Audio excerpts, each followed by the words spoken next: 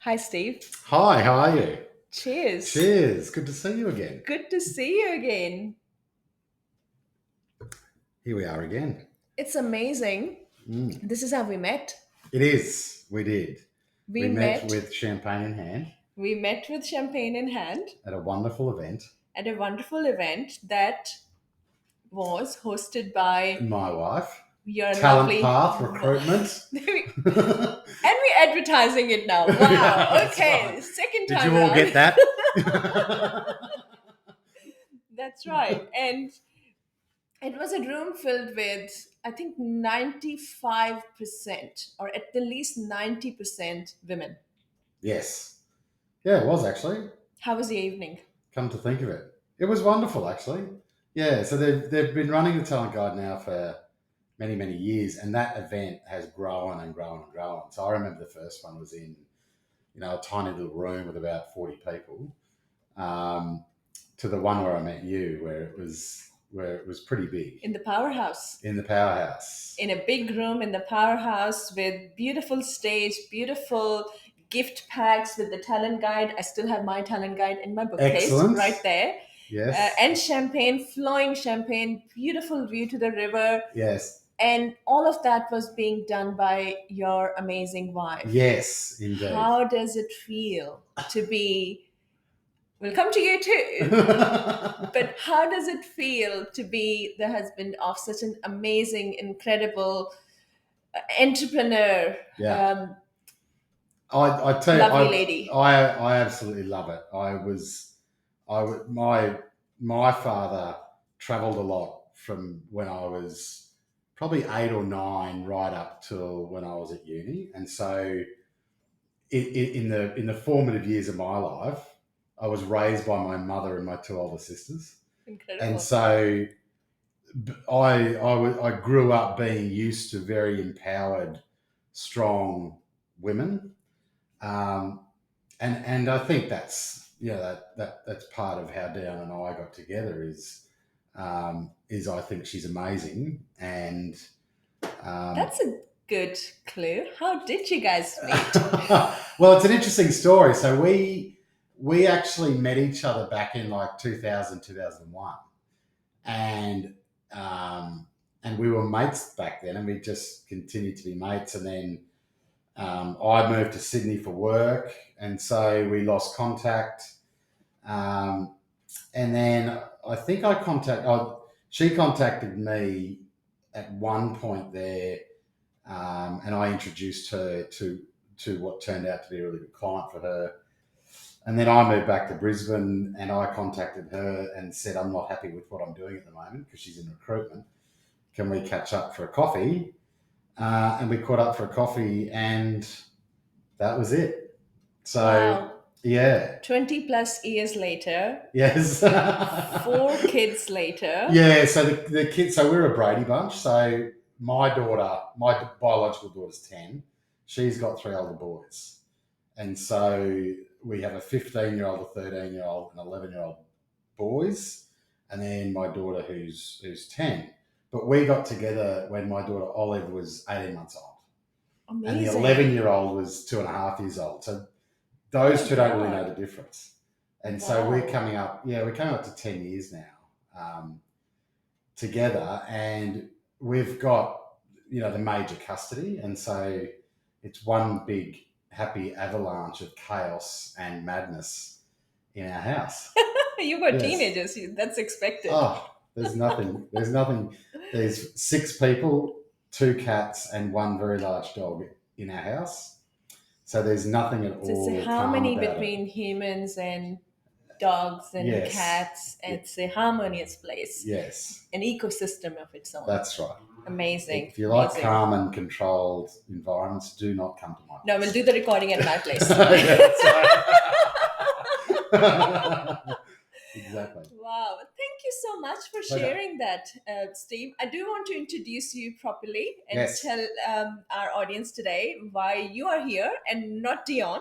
How amazing she is. Why we are doing this So I started the podcast not too long ago, and my idea with the podcast was talk about organizations. Yeah. Talk about organizations from an inside perspective for various roles, and talk about it from people who are looking at researching and trying to find ways to improve how organizations work from an outside perspective as well.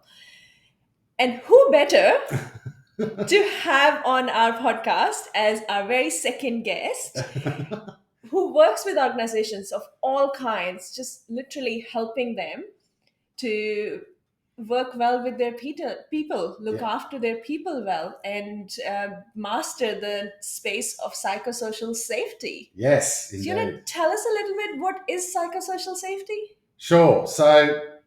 Um, so the legislation is psychosocial. You can call it psychosocial or psychological safety. But at its very core, psychological safety is when someone feels that in the environment they're operating in, they can speak up about an issue, they can raise a mistake, they can say, hey, I made a mistake. They can voice their thoughts or concerns without feeling like they'll be humiliated, embarrassed, or punished. Um, and so psychological safety is the root cause of human engagement anywhere, anytime, with anyone doing anything. And a lot of organisations, particularly for the past 2 decades, have focused a lot of time and energy and effort on investing in employee engagement. When in fact, I always say if you're measuring employee engagement, you're measuring the wrong thing, because psychological safety is the root cause of engagement. So if you actually want to get to the root and the genesis, you have to understand psychological safety. You have to understand what makes up psychological safety, if you truly want to get engagement. So, Amazing. so that's what I do in a nutshell. That's a very niche space, and rightly so, getting a lot of focus at the moment, Mm. but still a very niche space. Yeah. How did you get into it? I got into it from spending about 20 years in the retail banking landscape of Australia. So my career journey was working for various banks in Australia, um, and working my way up the corporate ladder to running fairly large teams of people. I always had a Your teams would have loved you. yeah. Well, thank you. Yeah, I always had this focus and this passion for creating environments that people can turn up to and be themselves. Because my theory was if people can turn up and be themselves and feel like they're a part of a team, then they're far more likely to want to give discretionary effort to the environment, to the team, to the outcome, to the mission, to the goal, to whatever it was. And so I quickly started to change my leadership style to more so looking at curating environments and building really strong connections with each individual in the team, and focused on making sure that they felt they could be their authentic selves when they came to work, and that the dynamic between my team members was right, and then getting out of their way. So once that was there, I'll be like, right, I go for it. I'm here if you need me. And I had a lot of success with that. But as I went through that journey, that wasn't the standard. I bet. And so I came up against a lot of criticism in a lot of situations. I came up against leadership that I was reporting to that was the exact opposite of that. And so that was kind of this kind of battle through that journey. And I eventually decided to leave the corporate world and do what I'm doing now, which is how do I help and support more leaders and more organisations change the leadership mindset to focusing on environment and individuals, and the the one thing that I say to everyone when they say, well, how would you define leadership, or what's the most important thing about leadership? The most important thing about leadership is creating an environment that minimizes human threat response. Because you minimize human threat response, people feel safe. What is what do you mean by human threat response?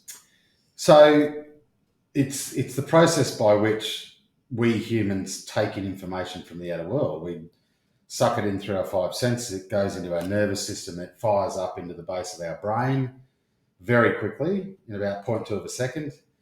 And the first port of call, because the role of the brain is to keep us alive. Yep. Number one role of the brain. It's a highly complex piece of machinery, but if you boil it down, its number one job is to keep us safe. And so the first port of call for all that stimulus is it goes into our limbic system, but basically it goes to the area of our brain that is what's called the panic button. Yeah. So The big red button in the the big middle red of button. our brain. Yes. It looks like a big red button. If you do an MRI, what you'll see is this big red button. Yeah. Otherwise known as the amygdala. But at a very macro level, it goes there, and the amygdala's role is to determine whether the stimulus is a threat or not. If it determines whether it's a threat, it fires off our fight, flight, freeze, or fawn. Most people know fight, flight, freeze. So let's just keep it at that. What was the fourth one? Fawn, FAWN. What does that mean? So fight and flight are pretty self-explanatory. So is freeze. Fawn is self-destruction. So it typically comes out of trauma-based therapy. Oh wow. Where in response to threat, people go into self-destruct mode. And people so- do. We've all known at least someone that's actually done self-harm of very higher extent Yes. in response to the environment or the troubles that they were going through. Yeah. Yeah, So it it's- can be, yeah. very sadly. And so that's the process. And the interesting thing about the human brain is it can't tell the difference between a physical threat or a psychological threat. It can't tell the difference between physical pain or psychological pain. And so we built this process, when we were back in the cave days, if we walked around the corner and we saw a saber-toothed tiger, we wouldn't want to pontificate on what to do. And so our brain built this process to go, we just react, which is fight or flight. Like Yep. there's a fire, you just pull React. your hand back. Yes. You don't think. Yeah. It just happens. Yeah. Yeah, absolutely. And so in modern day, predominantly in first world countries, we are not under physical threat a lot, unless we're being attacked or there's a car coming at us at 60 k's an hour and we need to do something. So most of the threats that we're responding to, or our amygdala, our panic button's responding to, is psychological threats. Yeah. So I'm sitting in a meeting and Mary's in it, and the last time I was in a meeting with Mary, she embarrassed me. Threat response. Yeah. I'm not going to say anything. Yeah. Yep. So me avoiding something is a flight response. Yeah. Yeah. Me sitting in a meeting going, there's Mary, she did this to me last time, so I'm going to lash out at Mary. That's a fight response. Yeah. Yep. And so that's what happens. The information will finally get into our prefrontal cortex, which is this bit here of our neocortex, which is the wrinkly bit. Yeah. Right? Yeah, we all know the Yeah. grey matter, Yeah, right? yeah, That's yeah, what we yeah, call it. Yeah. So the prefrontal cortex is what makes us uniquely human. It's why we're the smartest. We're the only animal on the planet that has a prefrontal cortex that allows us to think logically, think rationally, complex problem solve, curiosity, creativity, all those types of things. Every single human invention since the dawn of time has come out of someone or a group of people's prefrontal cortex. Yeah. However, the time it takes for the information to get from our nervous system through our limbic system and into our prefrontal cortex, on average, is 6 seconds. So it's 0.2 of a second to get to the panic button. Yeah. And then it's 6 seconds to get into our rational brain. So that's why we are emotional before we are rational. Yes. That's why, have you ever said something to someone And then regret and it? walked away and thought I shouldn't have said it? Yeah. That's it. and had or had a pastry and thought about I Yeah, should yeah, have that's had right. it. Yeah. Have you ever sent an email and thought, oh God, I or should have said it. yeah. And so the number one purpose of leadership in my head is how do you minimize threat response Mm, in the environment for the majority of the time for the humans? You can't do it 100% of the time. But how do you create an environment where the people who operate in it have little to no threat response the majority of the time? Because if their threat response, their limbic system is calm, yeah, their prefrontal cortex is in control of them. yeah.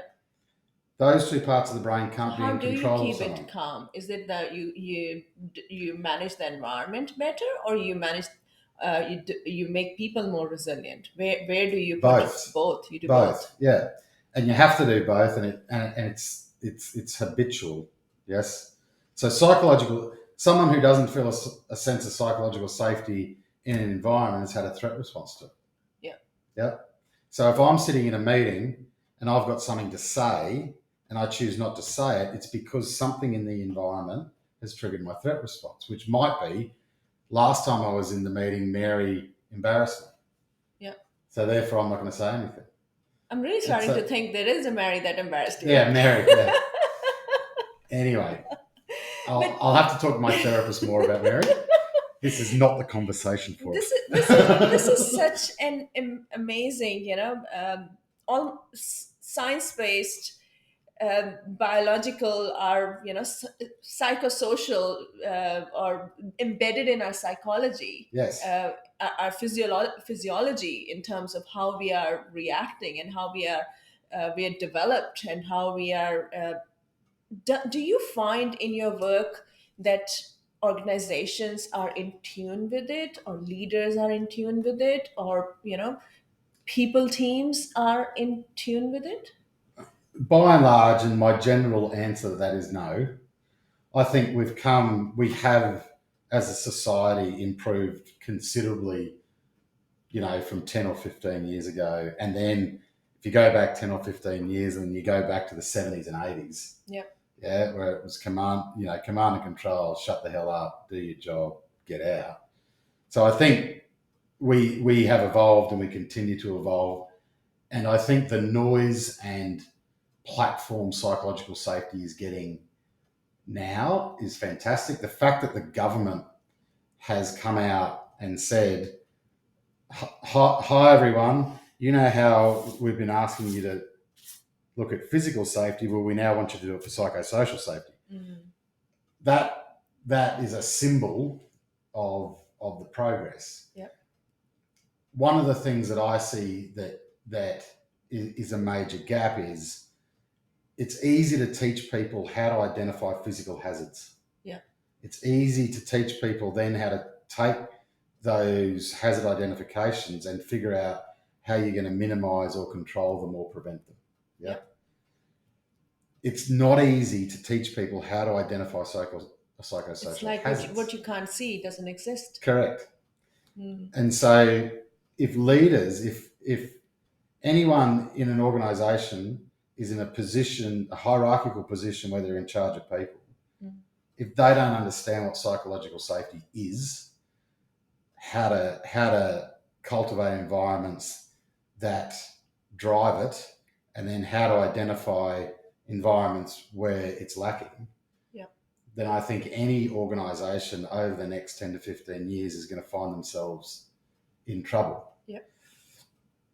And I also say that because the other dynamic that's happening at a macro level at the moment is the intergenerational switch. Yeah, we had the new report come up just 2 weeks ago, isn't it? The 2023 intergenerational report. One of the things that I remember from that was it said that in 50 years' time, our population will be over 50 million, and majority will be grey. Yes. Yeah. It's scary, isn't it? And just 2 days ago, I think I read somewhere, and we could potentially count psychosocial safety as either whole or contributing towards it. But it said that the low engagement is costing Australia $216 billion year. Yes. Our economy as a whole is less than 2000. Yeah. Over 10% of our economy is being affected by this. Yes. Yeah. And this is, I mean, this is not new. I think there's a lot of energy at the moment around the general drop in productivity, and there's some there's some people coming out in the media saying some fascinating things that I think are well off target and uninformed around the fact that, oh, we need unemployment to lift by 40 or 50% to teach everyone a lesson, that they should be grateful to be employed, and all that type of thing, which is Really? all which I think is all ego driven. But if you look at engagement scores, uh, let's just call it the last 10 years in Australia and New Zealand, right now, and this is according to Gallup in their 2023 survey, 22% of full-time employers in Australia and New Zealand are in the cohort of what's considered thriving. People who are in the cohort that's considered thriving are people who will say to you, I love my job. I love going to work. I'm really pumped about it, all those types of things. That's interesting. In the same survey, I think Gallup 2023 workforce survey that happened, I read that 47%, so almost half of Australian workforce is stressed at work. Yes. And 41% are actually saying, no, I'm leaving my job in the next 6 months. There you go. Yes. And there you go. Wow. And the other way I break it down for people is, if you look at, so it's 22%. So let's say 78% of people in Australia and New Zealand are not engaged at work at the moment. And they're full time. So that's 8 hours a day for 5 days a week. Mm-hmm. Then you go, let's just imagine, let's imagine if we slept for 8 hours a night. Wouldn't that be good? But let's imagine that. 8 hours a night for 7 nights a week. If you calculate that up in terms of total hours over a week, that's 60% of someone's life. Yeah. So right now in Australia, 78% of people are either asleep or not engaged in what they're doing. 60% of their life. And then you overlay that with, Wow. why is mental health a problem? Why are people feeling more depressed? Why is this happening? Yeah. And then you layer on, if you compare from years ago to now, the volume of information that's being shoved down people's throats through, social media, right? We're overloading brains. Yeah. We're going, you're either asleep or just completely disengaged and not enjoying what you're doing. So then you're turning to this thing and it's overloading your brain. And then you wonder why you're tired. And then you get up to go to the thing that you don't like. And then you do this and you do that over and over again. Wow. And so many people do that. Yeah. Every single day. Yeah. And so how do you create workplace environments to shift the 22% to 50 to... But that's very wide too, right? In psychosocial safety, I know the underlying factors or causation could be very similar, but there's still so wide in terms of hazards and risks that leaders and HR and safety departments have to, look for. Anything from burnout, well, I think from my understanding, there's two categories at the top. One is around behavioral, which Yes. could be because of your relationship and engagement with other people. Yeah. And the other is by the nature of the work, Yes. which could be ambiguous, which could be, competitive. Yeah. And then even in all of those categories, things are like, you have everything from burnout to workplace bullying. Right. Yeah. So when you do, because you do, I know, a lot of work in this Yes. space Yeah. with a lot of different types of organizations. Yeah. What are you in your work? What do you find is the two things: priority and the biggest challenge? They may be the same or they may not with your work as you find out. But what is the biggest priority from an organization perspective, and what is the biggest challenge that uncovers when you work with them? Yeah, sure. So I think the biggest priority is providing the right data and insights to leadership groups across organizations, because we all know and I hear this so much. If you ever say to someone, psychological safety is the root cause of engagement, it's really important. Um, and and I always say if 90% of the people turned up to work willing to give their discretionary effort, what would happen to your commercial performance? They go, oh, through the roof. Wow. Yep. So everyone knows logically that it's really, really important.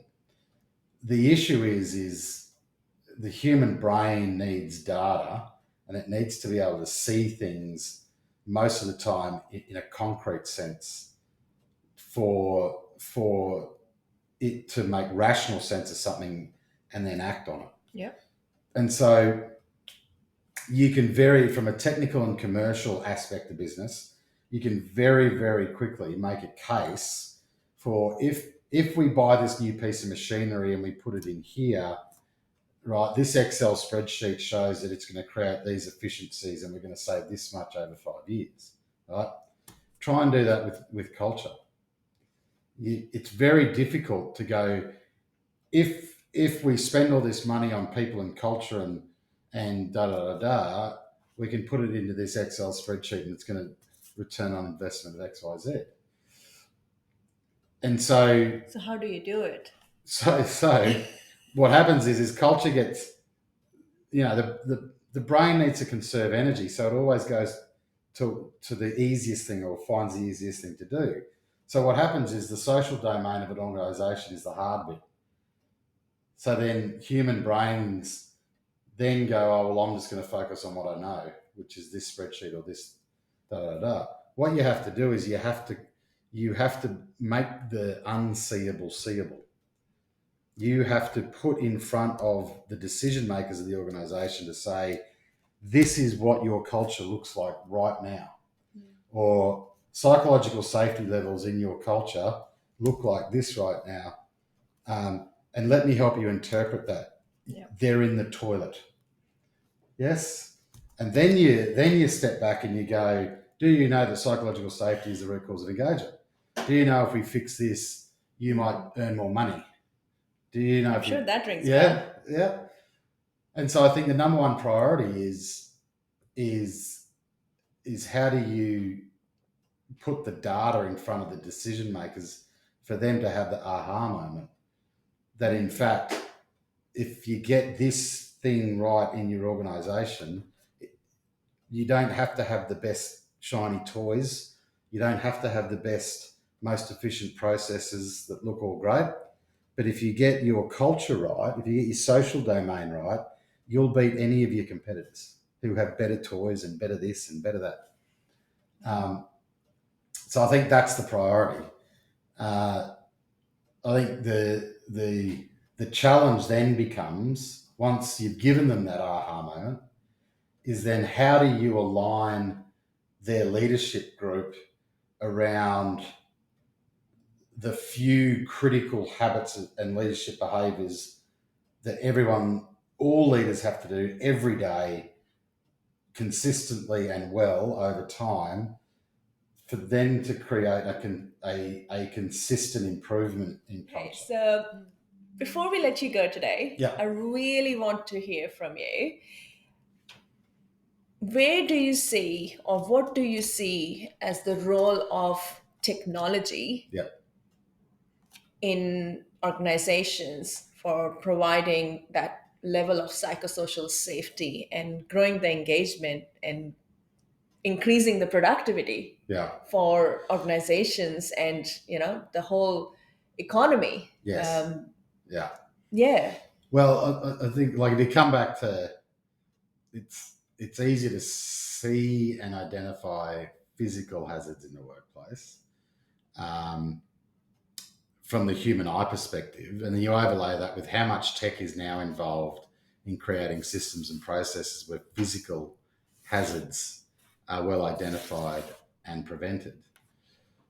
Right, psychosocial hazards you can't see. So the only way en masse globally we humans are going to be able to manage and improve psychosocial hazards in the workplace is by using tech. because we need it. We need to come up with systems and processes whereby that data becomes immediate and implementable and real time for us so we can manage it.